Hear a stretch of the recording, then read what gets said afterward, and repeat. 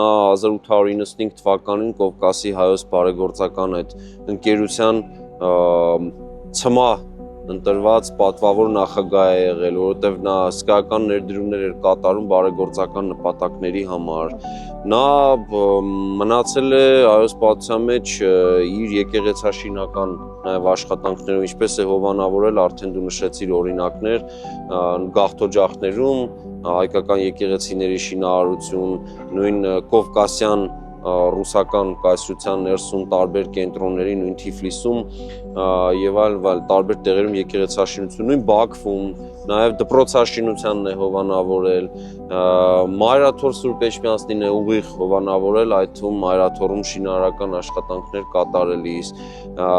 Այս ամենից զատ ես առանձնահատուկ կուզենայի նշել նրա գործունեությունը կապված հայ գործիչներին